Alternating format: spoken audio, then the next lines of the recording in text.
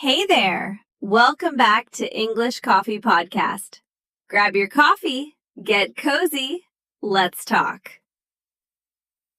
I'm Jack, and today's episode is going to fix a problem so many of you have told us about. Let me guess. You can read English just fine, but the moment someone actually speaks it, it turns into a blur of noise? Oh, that's so real. Fast, mushy, no spaces between the words at all. That's exactly what we're fixing today. How to train your ears so real, natural English finally makes sense. No more guessing, no more panic. And we're keeping this episode tight, about 15 focused minutes. So stay with us the whole way, because the best tricks are near the end. This one's perfect whether your listening feels shaky or you already understand a good chunk but want to catch even more. Before we dive in, if this podcast is helping you, hit like, subscribe to English Coffee Podcast, and send this to a friend who always says, "Wait, what did they say?" during a show. Okay, let's train those ears. So, Jack, why do you think listening is so much harder than reading for most learners? Honestly, I think it's because textbook English and real spoken English are basically two different languages. That's exactly it.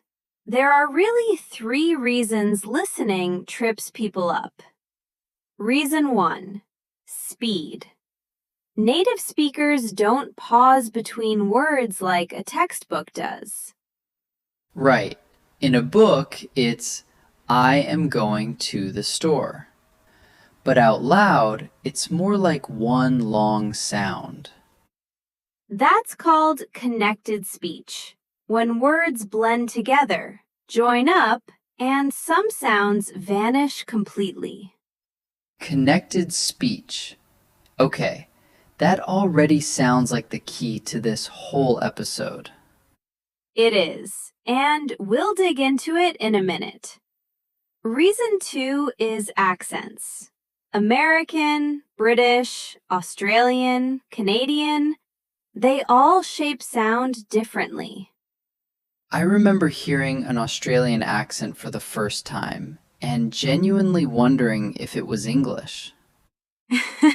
Totally normal reaction.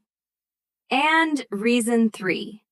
English has sounds a lot of learners just never had to make before, like the TH in this and think. That one where your tongue goes near your teeth? Exactly. Think. That. Thought. Your brain hasn't built a shortcut for that sound yet, so it takes a second to register. So, to recap, speed, accents, unfamiliar sounds. Those are the 3 walls. 3 walls, and today we knock all of them down. Let's start with connected speech, because once this clicks, so much becomes clear. On paper, want to is 2 full words. But out loud? Wanna. I want to eat becomes I wanna eat. Okay, what about going to? Becomes gonna. I'm going to sleep turns into I'm gonna sleep. And have to? Softens into hafta. I have to go turns into I have to go. So, wanna, gonna, have to. The big 3. And a 4th. Got to becomes gotta. I got to call my mom becomes I gotta call my mom. Nobody ever taught me this directly. I just had to absorb it from years of confusion. Textbooks focus on the formal version, but for real listening, this casual layer is essential. Let's test you. Okay, go for it. What you doing this weekend? What, is that what are you? Exactly. What are you doing this weekend compresses into what you doing this weekend. That's such a big jump from the written version. It is. One more. I don't know if I can make it. Dunno is don't know, and make it means come? Right. Can you make it means can you come? So the sentence means I don't know if I can come. That's such a common one. I'll definitely use that phrase myself. A couple more small ones worth knowing. Kind of becomes kinda, and sort of becomes sorta. I'm kinda tired. I sorta get it. I sorta get it. Honestly, accurate description of how I feel right now. That's the beauty of it. Once you know these patterns exist, your brain starts catching them automatically. Now, let's talk about sounds that quietly disappear. In fast, casual speech, the letter H often drops out of words like him, her, and his. So, tell him would sound like, Tell him. Tell him I'll be there. and what about the letter T? I've noticed it sounds totally different in American English sometimes. Great catch. That's called the flap T. Between two vowels, American English often turns T into a soft D sound. Water becomes water. Better becomes better. I always thought people were saying a different word entirely. Totally normal reaction. And here's the good part. Once your brain learns a pattern like this, it starts recognizing it everywhere, automatically, without you even trying. Here's one more sneaky pattern. Linking. When one word ends in a consonant and the next word starts with a vowel, English speakers often join them together like they're one word. Give me an example. An apple doesn't sound like two separate words. It sounds like an apple. The N jumps over and attaches to the next word. Wait, that's exactly why I sometimes hear a word that doesn't exist anywhere in the dictionary. Exactly, because your brain is trying to match sounds to words, but the words have already merged together. Another one. Turn it off often sounds like turn it toff, all blended into one smooth sound. So the ending consonant basically borrows itself out to the next word. That's a great way to put it. And this happens constantly in natural speech. Pick it up becomes pick it up. Not at all becomes not at all.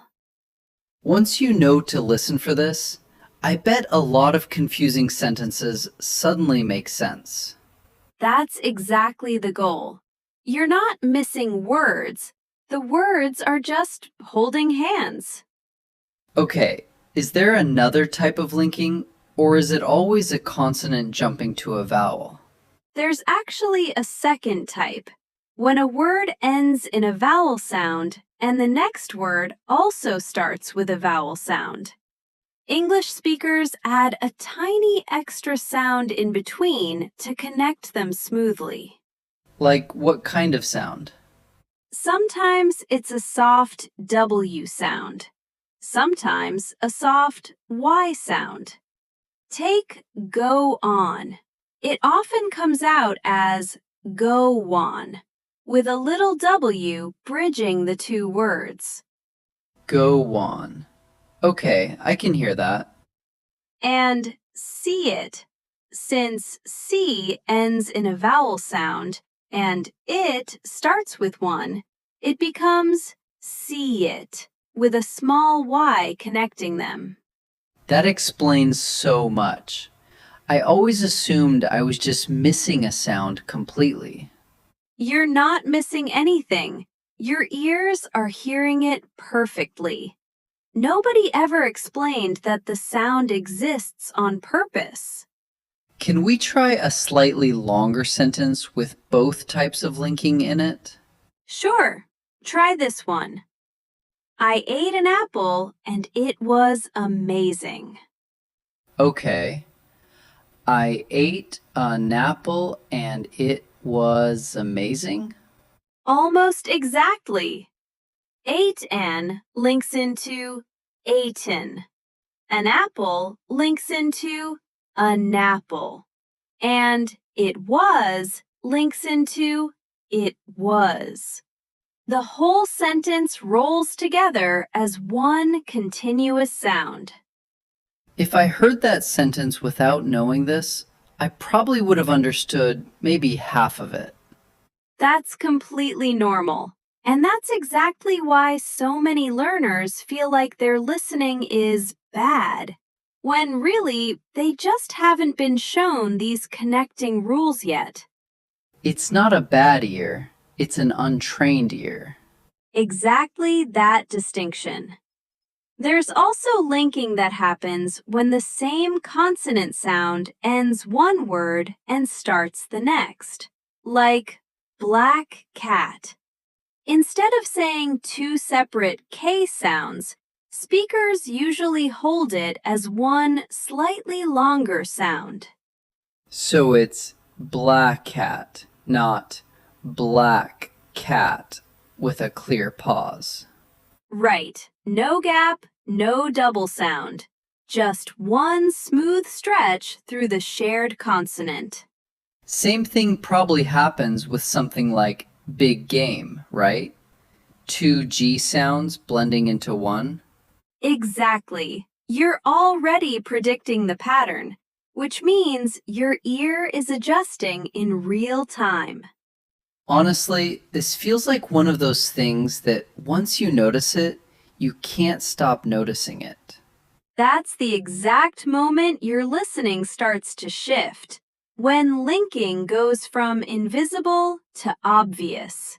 From here, every podcast, every show, every conversation will start sounding a little more connected instead of choppy. Like training a muscle. Let's put this into a real scene. Leo and I are going to do a quick, natural conversation. Two friends grabbing coffee. Listeners, just try to catch as much as you can. Hey, so glad you could make it. Traffic looked rough today. Yeah, sorry, it was crazy out there. What are you gonna get? Probably a latte. I'm kinda white today. Same. Didn't sleep great.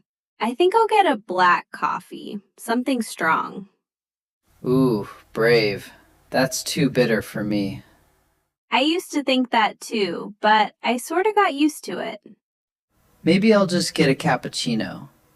Have you been here before? Yeah, a couple times. A friend recommended it. Coffee's great and it's not too pricey. Perfect. Let's go order. Okay, pause there. Leo, what did you catch? What are you gonna get? That connected speech again. And kinda white. Sorta got used to it. Nice catch. And not too pricey. Pricey just means expensive, a casual way to say it. That bag is so pricey. Got it. See how differently that reads on paper versus how it actually sounded out loud? Completely different rhythm. That's the gap we're closing today. Now let's talk about actual daily training, the methods that really move the needle. First one, shadowing. What exactly is that? You listen to a sentence and repeat it out loud almost immediately after, copying the rhythm, the speed, the connected sounds, like a shadow following the speaker. So I'm not just listening, I'm speaking too. Exactly. Your ears and your mouth train together. Try this one with me. I really enjoy learning new things every day. I really enjoy learning new things every day. Nice. You caught the natural rhythm on really, not really, just smooth and fast. That felt surprisingly good. What's method 2? Listen to the same short clip multiple times instead of always chasing new content. First listen, you catch the big words. Second listen, smaller words appear. Third listen, you start hearing the actual rhythm. Like learning a song. First time you catch the melody, eventually you know every word. Exactly that. And method 3, use subtitles smartly. First watch with no subtitles at all. Then rewatch with English subtitles, never your native language. Why not native language subtitles? Because your brain just translates instead of processing the English directly. English subtitles connect the sound to the spelling instead. And eventually, you don't need subtitles at all.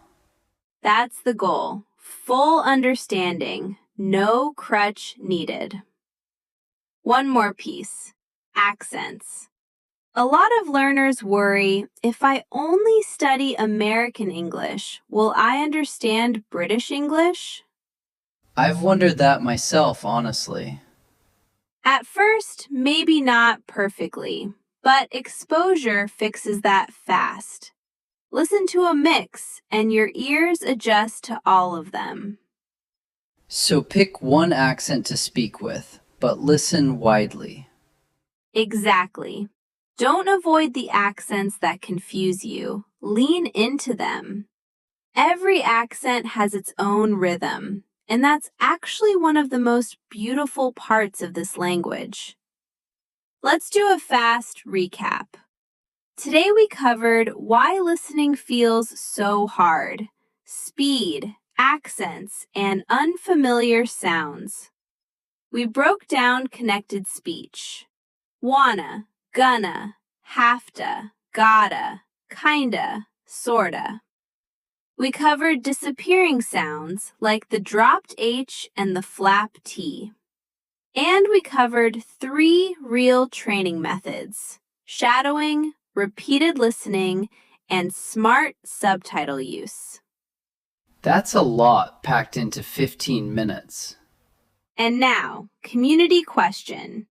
What's the one word or phrase in fast English that always throws you off? Tell us in the comments, in English if you can. We read every single one, and honestly, your answer probably helps someone else who's stuck on that exact same word. And if this episode helped your ears even a little, like, subscribe, and share it with someone still hearing English as boom, boom, boom noise. This was English Coffee Podcast with Olivia and Jack. Keep listening, keep shadowing, and trust that your ears are training, even when it doesn't feel like it. Bye, everyone. Take care. See you in the next one.